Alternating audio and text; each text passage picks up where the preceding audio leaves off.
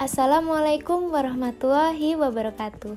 Halo, perkenalkan nama saya Esti Yogianti, NIM 2005120407 dari Prodi S1 Teknik Informatika kelas 2020A.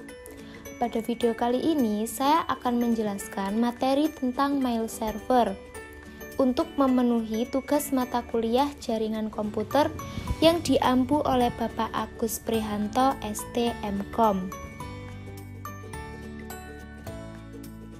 Yang pertama yaitu pengertian mail server. Mail server merupakan sebuah server atau layanan internet berbasis cloud computing yang digunakan untuk mengirim dan menerima email dalam satu jaringan server mail yang sama. Mail server dapat mengumpulkan, mengolah, dan mengirim data-data serta informasi dalam bentuk email atau surat elektronik dengan menggunakan domain email khusus atau domain email tersendiri. Mail server merupakan dasar layanan client server di mana klien dapat mengakses server email melalui aplikasi. Selanjutnya yaitu fungsi mail server. Fungsi dari mail server yang pertama yaitu sebagai pengatur atau penerima dan penyalur respon atas email yang masuk. Kemudian fungsi yang lain yaitu sebagai aplikasi yang digunakan untuk menginstal email. Selanjutnya ada webmail server. Webmail server merupakan sarana yang memungkinkan user dapat mengakses email melalui web. Dalam kata lain, webmail server adalah interface dengan kata lain sebuah email yang berada di dalam web, sehingga jika membuka email tersebut, kita harus membuka web terlebih dahulu dengan koneksi internet dan ini berbasis web.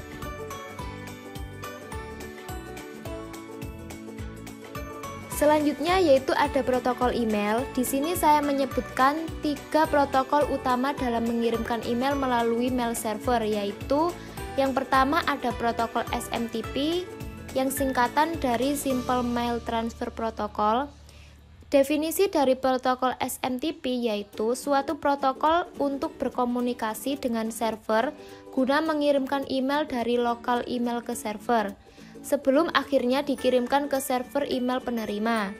Proses ini dikontrol dengan Mail Transfer Agent atau MTA yang ada dalam server email kita.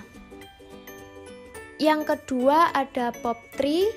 Definisi dari POP3 yaitu versi terbaru dari protokol standar untuk menerima email. POP3 merupakan protokol klien atau server di mana email dikirimkan dari server ke email lokal. POP3 ini digunakan untuk berkomunikasi dengan email server dan mengunduh semua email ke email lokal tanpa menyimpan salinannya di server. Biasanya dalam aplikasi email terdapat pilihan untuk tetap menyimpan salinan email yang diunduh pada server atau tidak. Yang ketiga ada IMAP. IMAP ini merupakan protokol komunikasi dua arah sebagai perubahan yang dibuat pada lokal mail yang dikirimkan ke server. Pada dasarnya, isi emailnya tetap berada di server. Protokol IMAP ini lebih direkomendasikan oleh penyedia email seperti Gmail dibandingkan menggunakan POP3. Selanjutnya ada komponen mail server. Berikut adalah beberapa komponen yang biasanya dimiliki oleh mail server. Yang pertama yaitu ada MUA. MUA merupakan singkatan dari Mail User Agent. Mail User Agent memiliki beberapa program utama terkait dengan proses membaca dan membuat email. Jadi, MUA bertugas sebagai program untuk membaca email, menerima, serta perintah-perintah untuk membuat dan mengirimkan pesan. Biasanya juga disebut sebagai email reader atau pembaca email karena perintahnya merupakan menerima email serta mengirim balasan email. Ini adalah contoh-contoh dari MUA. Selanjutnya, yang kedua ada MTA. MTA merupakan singkatan dari Mail Transfer Agent, yang merupakan salah satu komponen mail server yang bertugas untuk mengurus bagian program pengiriman email. Fungsinya yaitu menerima dan memproses pesan-pesan email yang masuk melalui berbagai macam jaringan. Berikut adalah contoh aplikasi dari MDA. Selanjutnya, yang ketiga ada MDA yang merupakan singkatan dari Mail Delivery Agent, yang merupakan bagian program dari mail server yang bertugas sebagai agen pengiriman pesan email. Selanjutnya yaitu cara kerja mail server. Yang pertama yaitu email-email yang telah dikirimkan oleh sender maka akan dikumpulkan dan disimpan menjadi satu file dalam database mail server. Pengelompokan ini berdasarkan atas tujuan email. Dalam sebuah email yang dikirimkan, tentu telah terdapat informasi tentang tujuan penerima email dan asal email sender tersebut, serta informasi tanggal dan waktu pengiriman email. Ketika receiver email membaca email dari pengirim email, itu artinya penerima email tersebut telah mengakses mail server dan membaca pesan atau file yang tersimpan dalam database mail server yang ditampilkan melalui aplikasi dan browser oleh user tersebut. Selanjutnya yaitu jenis-jenis mail server. Yang pertama ada SendMail. SendMail ini merupakan sistem mail server yang paling standar dan banyak digunakan pada sistem operasi Linux atau Unix. Yang kedua ada Postfix. Postfix merupakan mail server yang dibuat berdasarkan hasil pengembangan dari server SendMail. Bedanya yaitu kalau Postfix itu dijalankan pada sistem operasi Linux atau Unix serta macOS, dan Postfix ini diharapkan dapat menggantikan server dari SendMail. Kemudian yang ketiga ada Gmail, yang merupakan mail server yang disebut-sebut sebagai server teraman dalam sistem operasi mail server. Hal ini karena Gmail belum memiliki sedikit pun celah keamanan yang dapat mengganggu maupun merusak kinerja mail server tersebut. Gmail ini biasanya digunakan oleh penyedia email besar seperti Hotmail dan Yahoo. Selanjutnya akan ditampilkan video simulasi mail server menggunakan Cisco Packet Tracer. Simak videonya baik-baik ya. Simulasi mail server menggunakan Cisco Packet Tracer. Untuk komponen dan susunan skemanya sama seperti sebelumnya. Perbedaannya, kita di sini cuma menggunakan mail server saja dengan dukungan DNS server. Pada video simulasi kali ini, saya sudah melakukan setting IP pada PC, pada router, dan pada server. Oleh karena itu, saya akan menampilkan secara singkat IP address pada PC, router, dan server. Kemudian kita akan melanjutkan langkah-langkah selanjutnya. Yang pertama yaitu pada PC 1, kita ke IP configuration. Untuk IP address pada PC 1, kita menggunakan 192.168.1.1. Untuk subnet masknya menggunakan akhiran 192. Untuk default gateway-nya menggunakan 192.168.1.62. Untuk DNS servernya menggunakan 33.33.33.1.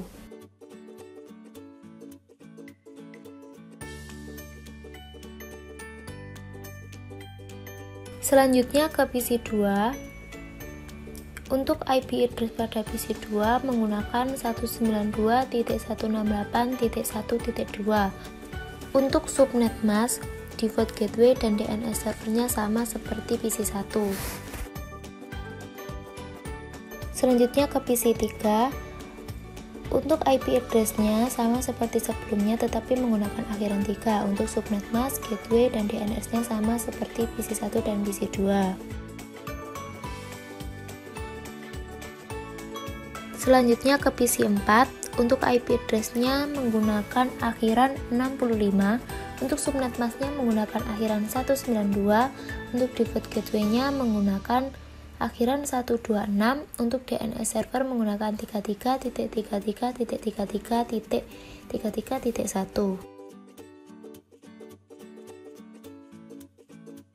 Selanjutnya ke PC 5. Untuk IP address-nya menggunakan akhiran 66, sedangkan untuk subnet mask, default gateway, DNS server sama seperti PC 4. Selanjutnya ke PC 6. Untuk PC 6, IP address-nya menggunakan akhiran 67, sedangkan untuk subnet mask, default gateway, dan DNS server sama seperti PC 4 dan PC 5. Selanjutnya kita akan melakukan setting pada router. Yang pertama, kita akan mengaktifkan dan mengatur IP address pada kabel FA dan SE. Yang pertama, untuk kabel FA0,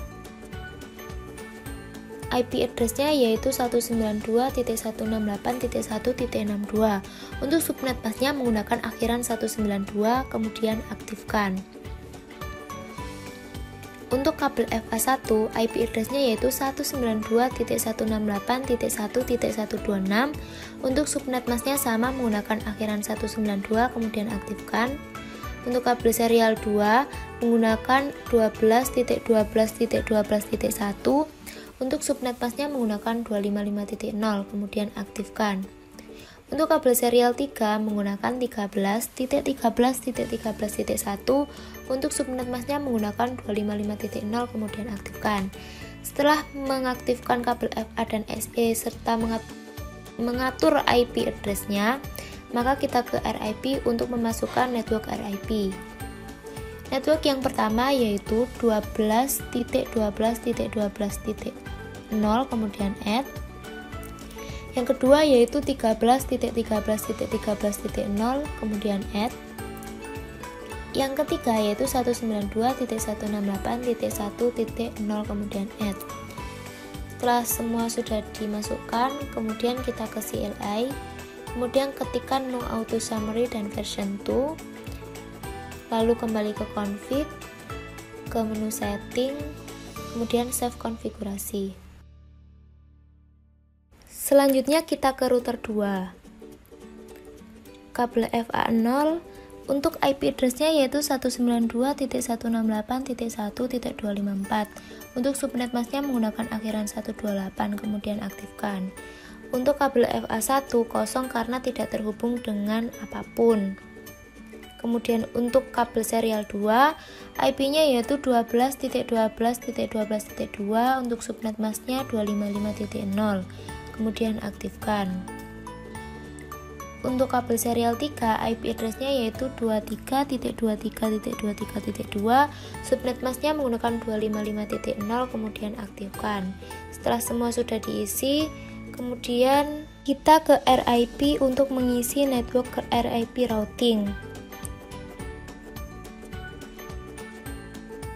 Network yang pertama yaitu 12.12.12.0, kemudian add. Yang kedua yaitu 23.23.23.0, kemudian add. Yang ketiga yaitu 192.168.1.128, kemudian add. Kemudian ke CLI, ketika no auto summary dan version 2, kembali ke config, ke setting, dan save konfigurasi. Selanjutnya ke router 3.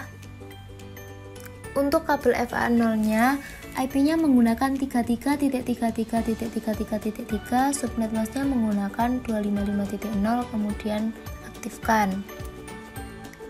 Kemudian untuk kabel FA1-nya, IP-nya menggunakan 43.43.43.3, untuk subnet mask-nya menggunakan 255.0, kemudian aktifkan.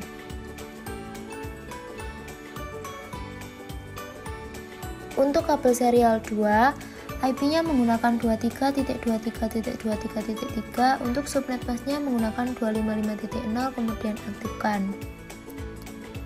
Untuk kabel serial 3, IP-nya menggunakan 13.13.13.3, untuk subnet mask-nya menggunakan 255.0, kemudian aktifkan. Selanjutnya ke RIP, isi network yang pertama yaitu 13.13.13.0, kemudian add. Yang kedua yaitu 23.23.23.0, kemudian add.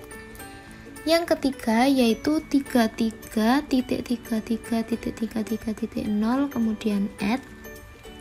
Yang keempat yaitu 43.43.43.0 kemudian add. Kemudian ke CLI, ketikkan no auto summary dan version 2, kembali ke config, ke setting dan save konfigurasi. Selanjutnya kita akan melakukan setting pada server yaitu DHCP server, mail server, dan DNS server. Yang pertama yaitu DHCP server. Untuk IP address-nya yaitu menggunakan 192.168.1.253. Untuk subnet mask-nya menggunakan akhiran 128.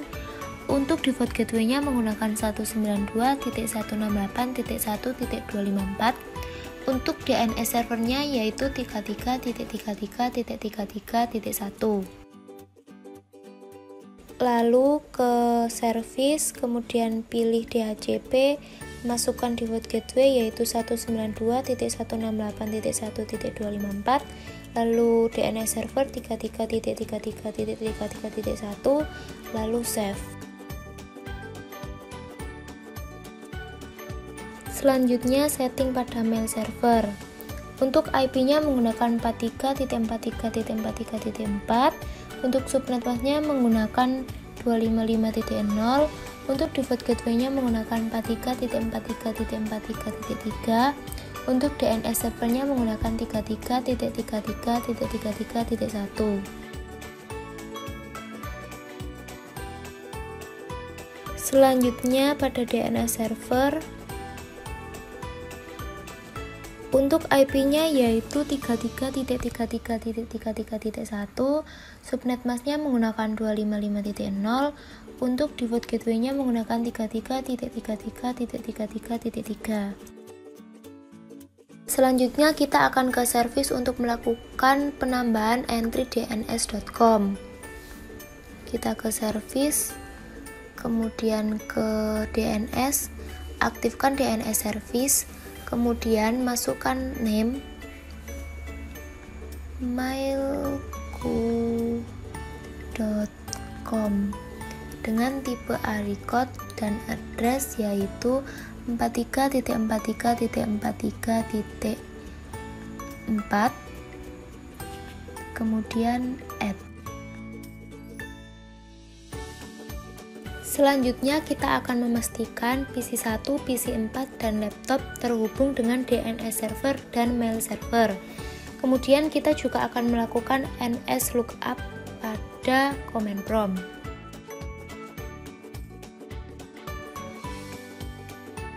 Yang pertama yaitu pada PC 1, kita ke command prompt. Yang pertama kita ketikkan ping 33.33.33.1. Kemudian tunggu hasilnya.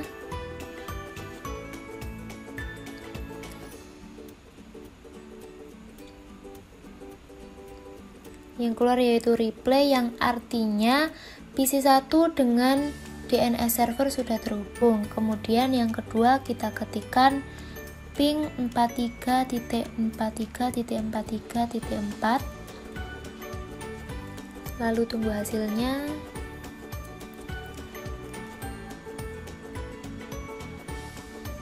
Untuk hasil yang keluar yaitu reply, yang artinya PC 1 dengan mail server sudah terhubung. Kemudian kita akan melakukan perintah nslookup. Ketikkan nslookup mailku.com. Tunggu hasil yang keluar. Ini adalah hasil dari perintah nslookup yang kita lakukan. Selanjutnya yaitu ke PC 4, lakukan hal yang sama seperti pada PC 1, ketikkan ping 33.33.33.1, kemudian tunggu hasilnya. Hasilnya sudah replay, yang artinya PC 4 dan DNS server sudah terhubung. Yang kedua, ketikkan ping 43.43.43.4, kemudian tunggu hasilnya. hasilnya sudah replay, yang artinya PC 4 dan mail server sudah terhubung. Kemudian lakukan perintah nslookup, ketikkan nslookup mailku.com, kemudian tunggu hasilnya. Ini adalah hasil dari perintah nslookup yang kita lakukan. Selanjutnya ke laptop, ke command prompt, kemudian ketikkan ping 33.33.33.1, tunggu hasilnya. Hasilnya sudah replay, yang artinya laptop dan DNS server sudah terhubung. Kemudian yang kedua, ketikkan ping 43.43.43.4, tunggu hasilnya. Hasilnya sudah replay, yang artinya laptop dengan mail server sudah terhubung. Selanjutnya kita melakukan perintah nslookup, ketikkan nslookup mailku.com. Itu adalah hasil dari perintah nslookup yang kita lakukan. Selanjutnya kita akan mengaktifkan server email pada mail server, kemudian membuat 2 akun untuk pengguna. Kita ke mail server, kemudian ke email, kita ke service, lalu ke email, pastikan SMTP dan POP3 on. Kemudian kita masukkan domain name yaitu mailku.com, kemudian set, usernya masukkan user 1, passwordnya user 1 juga agar mudah, kemudian tambah. Itu untuk akun pertama. Untuk akun kedua user 2, passwordnya user 2, kemudian tambah.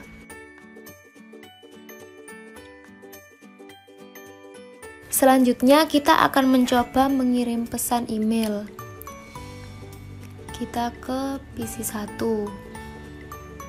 kemudian ke email, kita konfigurasi akun email terlebih dahulu. Kita masukkan nama yang tadi yaitu user 1, kemudian email addressnya yaitu user1@mailku.com.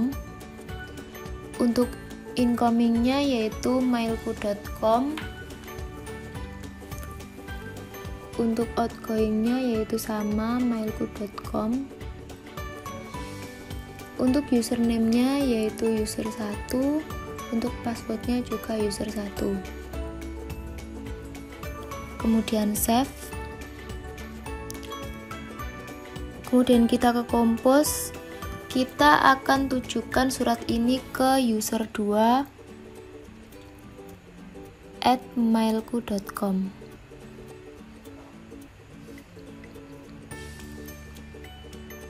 Untuk subjeknya kita tuliskan tes mengirim pesan.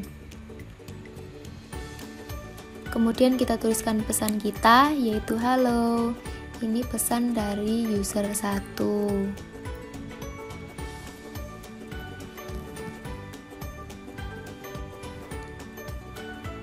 Kemudian send. Kemudian kita akan ke laptop untuk mengeceknya. Kita ke email, kemudian kita konfigurasi akun email terlebih dahulu, masukkan nama user 2, email address yaitu user2@mailku.com. Untuk incomingnya yaitu mailku.com.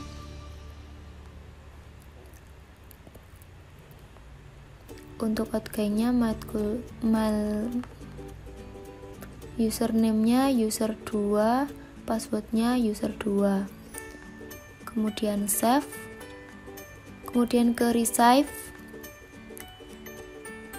Itu ada pesan, kita coba untuk buka. Dapat kita lihat ini adalah pesan dari user 1. Halo, ini pesan dari user 1. Kemudian kita coba membalasnya, yaitu reply. Kita coba membalas pesan dari user 1. Kita tuliskan pesan kita. Halo user 1.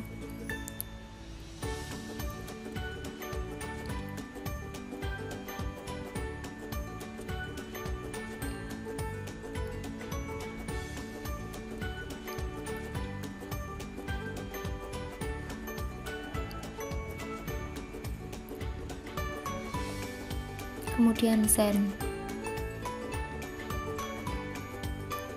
Lalu kita coba cek balasan yang kita kirim ke PC1. Kita coba cek ke PC1, receive. Kita buka. Balasan kita sudah masuk ke user 1. Karena kita sudah bisa mengirim dan menerima pesan email, artinya simulasi mail server menggunakan Cisco Packet Tracer sudah selesai dan berhasil. Semua materi tentang mail server sudah dipaparkan. Saya Esti Yogianti mengucapkan terima kasih telah menonton video ini. Semoga bermanfaat. Wassalamualaikum warahmatullahi wabarakatuh.